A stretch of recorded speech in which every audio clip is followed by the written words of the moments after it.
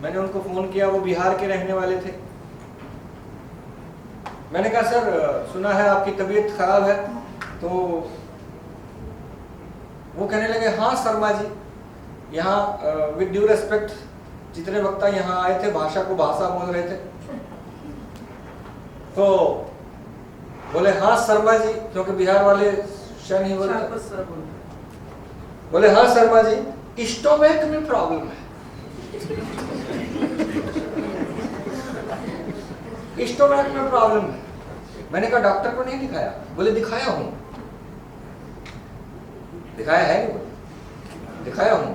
मैंने कहा डॉक्टर ने क्या कहा? बोले डॉक्टर ने आज ब्लड टेस्ट किया है।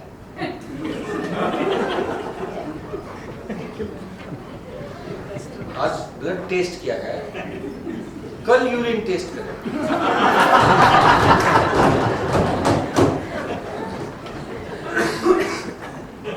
मैंने कहा टेस्ट करेगा या टेस्ट करेगा? बोले एक ही बात है सब।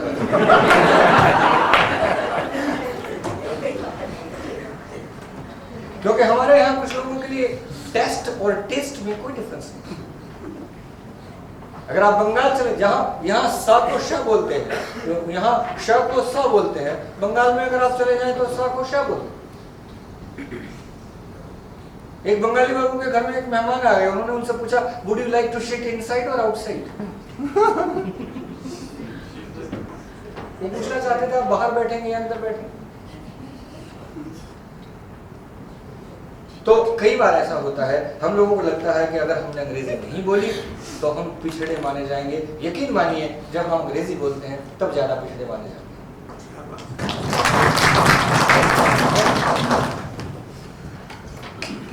फिर हम लोगों को हिंदी के प्रति क्यों नहीं आते हम लोग? उसका एक कारण सबसे बड़ा यह है कि हमारा पर्पस स्ट्रांग नहीं। When purpose is strong, facts don't count. एक बार एक व्यक्ति अपनी मारुति गाड़ी ठीक कर रहा था, उसके नीचे जैक लगा के वो नीचे घुसा हुआ था, ऑटोमोबाइल इंजीनियर था, ये सच्ची घटना है। और उसने जो जैक लगा के गाड़ी उठाई हुई थी, उसका छोटा सा बेटा उसके नीचे घुस गया और उसने वो हैमर उठा के जैक को मार दिया और दोनों के ऊपर गाड़ी गिर पड़ी।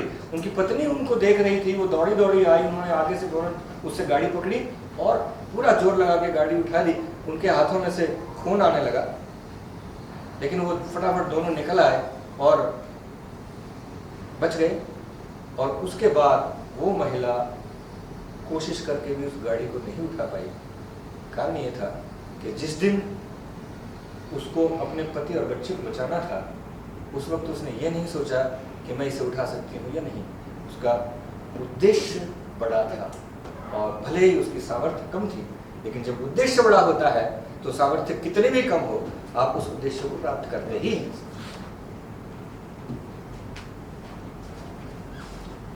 अगली बात है कि हम लोग इसलिए नहीं बदलते कि हम लोग कंफर्ट जोन में। क्यों करना है हिंदी? इंग्लिश में काम चल रहा है। अब क्या नई नई बातें राय साहब रोज करने लगते हैं, ये हिंदी में ये लिखो वो लिखो। हाँ, उनको तो तनख्वाह मिलती है, हमें थोड़े तनख्वाह। एक बार मैं एक वर्कशॉप में गया था, एक साहब ने मुझसे पूछा कि सर हिंदी में काम करने से हमें क्या मिलेगा, क्या लाभ होगा? तो मैंने उनसे पूछा कि आप क्या करते हैं? उसने कहा कि मैं सर्विस करता हूँ। मैंने कहा सर्विस को हिंदी में क्या कहते हैं? उसने कहा सेवा। मैंने कहा सेवा जब आप कर रहे हैं तो व्यापार की भाषा क्यों बोल रहे हैं? लाभ और हानि की भाषा व्यापार की भाषा होती है। अगर आपकी माँ आपको कमा के नहीं दे सकती तो इसका मतलब आप पड़ोसी की माँ की सेवा करेंगे। मैं ये नहीं कहता आपसे अंग्रेजी मत पढ़िए या दूसरी, मैं कहता हूँ दुनिया की सभी भाषाएं सीखिए, सभी भाषाएं अच्छी हैं, सभी भाषाएं आदरणीय हैं, कोई भाषा खराब नहीं है। भाषा खराब हो ही नहीं सकती, लेकिन अपने कॉस्ट पे। कैसे यहाँ बहुत सारे लोगों ने जितने भाषण मैंने सुने, कुछ तो मैंने सुने, कुछ से मैं बच गया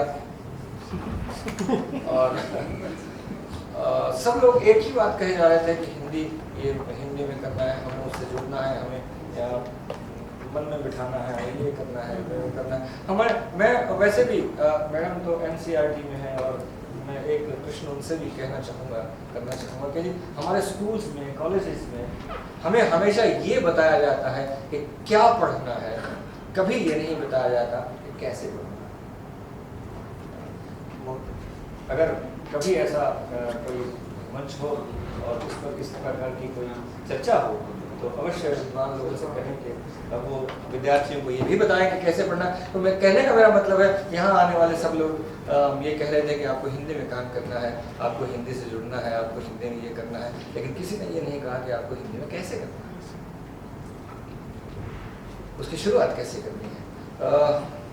समय मेरा हो गया है, और फिर कभी अगर आपसे मुलाकात हुई तो मैंने जब राय साहब से मेरी बात हुई तो मैंने राय साहब से पूछा था कितनी देर बोलना है, तो उन्होंने कहा कि 1.5 घंटा। तो मुझे लगा था कि 1.5 घंटा मेरे अकेले के लिए है इसलिए मैं उसी हिसाब से वो पावरपॉइंट प्रेजेंटेशन तैयार था।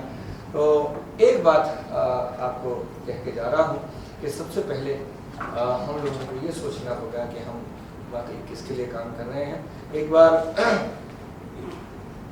एक ट्रैक पे 2 इंजीनियर काम कर रहे थे, रेलवे ट्रैक बन रहा था, 2 इंजीनियर उस पर काम कर रहे थे। कुछ दिन के बाद एक इंजीनियर उसको छोड़ के चला गया और दूसरा इंजीनियर उस पर काम करता रहा। कई साल लग गए, वो ट्रैक पूरा हो गया।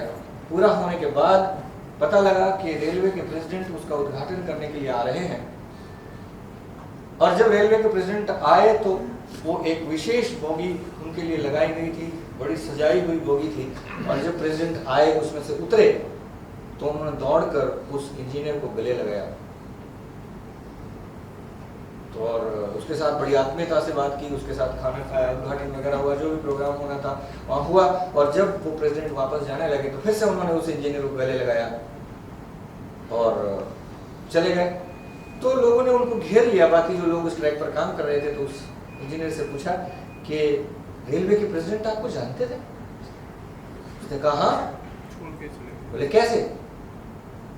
हम दोनों ने इसी ट्रैक से काम शुरू किया था, जो इंजीनियर छोड़ के चला गया था वो ये था। लोगों ने पूछा कि ऐसा कैसे हो गया कि आप इंजीनियर रह गए और वो प्रेसिडेंट बन गए? तो उसने कहा कि इसका एक कारण था, मैं 5,000 रुपए के लिए काम करता था और वो रेलवे के लिए काम करते थे।